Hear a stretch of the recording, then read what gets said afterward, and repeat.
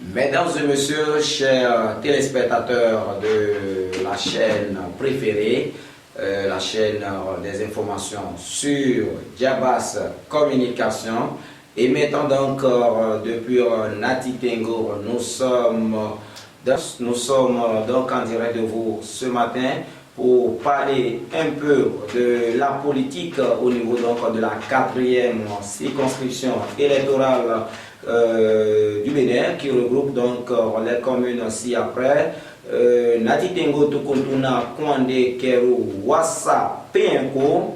Alors, au niveau donc de cette circonscription électorale, nous avons deux grands partis politiques, d'ailleurs, on les appelle communément les jumeaux de la mouvance présidentielle. Alors, nous irons du côté donc du bloc républicain. Bloc républicain donc, qui a en tête l'honorable Gounou Salifou, et au niveau donc du deuxième titulaire, nous avons donc l'honorable Nda Antoine. Tandis que du côté de l'Union progressiste, nous avons donc en tête de liste l'inspecteur des douanes, le colonel Jacques Niempabou. Au même moment, le deuxième titulaire, c'est un député aussi à l'Assemblée nationale, l'honorable Yombo Thomas. Alors, par rapport à la journée d'aujourd'hui, nous allons apporter quelques analyses après donc le positionnement au niveau des deux partis politiques de la mouvance présidentielle. Alors, lorsque nous prenons par exemple le tête de liste, le premier titulaire, au niveau donc du bloc républicain, nous dirons que c'est un monsieur vraiment qui aussi, l'honorable Gounou Ablaye, c'est un monsieur vraiment très engagé, très déterminé pour le développement de la 4e circonscription électorale. Il a eu donc, il est à l'écoute de la jeunesse, il a eu à organiser, à soutenir et à faire des dons de matériel sportif aux équipes de Nati Tengo, ou j'allais dire à la jeunesse. Et il faut reconnaître aussi que c'est un monsieur qui n'a jamais été maire ni conseiller communal. Il est arrivé aux élections lors de la 7e mandature. Il est arrivé avec une liste indépendante et il a pu tirer son épingle du jeu. Alors c'est quelqu'un qui connaît bien la maison parce que c'est vrai qu'il est originaire de Kwandé, mais il a fait ses études secondaires ici à Nati Tengo, je crois bien au CG1, donc il maîtrise bien Nati Tengo et il est à l'écoute de toutes les couches et sans discrimination, d'intimité. C'est quelqu'un de très accueillant, très ouvert. Alors, si nous prenons par exemple au niveau du second, la seconde personnalité qui est en tête de liste au niveau donc de l'Union progressiste, le maréchal politique, le colonel Jacques Niempabou, nous dirons aussi que politiquement, il n'a jamais été maire ni conseiller, mais il est arrivé une fois en même temps et sur la liste AND à l'époque, c'était une liste indépendante, et il est arrivé ensemble avec l'honorable Gounou et ils sont tous originaires donc des deux KP. L'autre, le colonel Jacques Niempabou, lui il est du côté donc de la commune de Keru. Donc voilà, dans l'ensemble, je dirais que nous avons une compétition quand même qui permettra aux spectateurs, parce que après tout les élections, c'est une compétition de football, c'est un jeu de football. Donc voilà, nous dirons que au niveau des deux leaders, tête de liste des deux partis, je crois que le positionnement, à notre avis, en tant que des analystes politiques, et c'est bien fait parce que là, ça marche déjà dans la mesure où c'est des tenants même de la 4e circonscription électorale en matière bien sûr de la politique.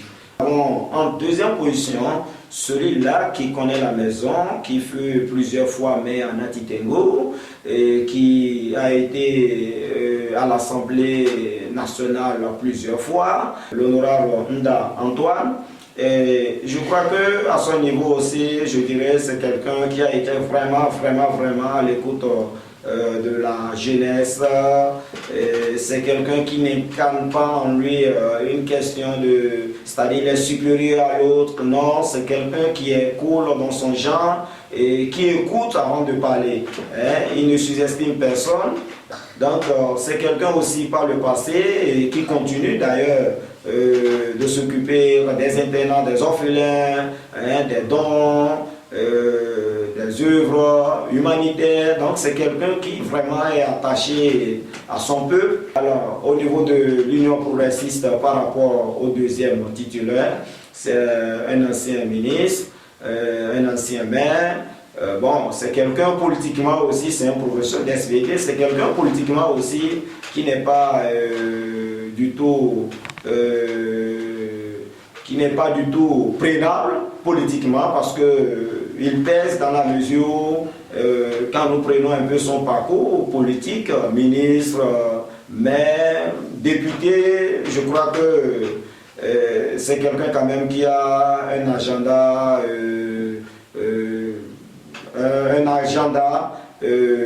je dirais un agenda très bien inspiré, voilà, un agenda inspiré politiquement.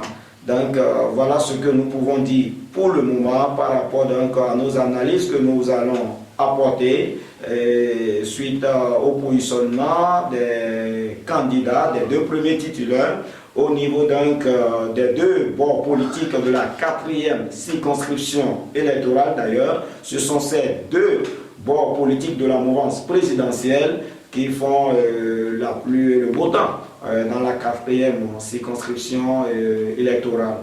Et au niveau donc de nos sondages, il faut dire que dans l'ensemble, quand nous prenons le département de la Takora, l'Union progressiste s'en sort avec 5 mairies, tandis que le bloc républicain est en deuxième position avec 4 mairies.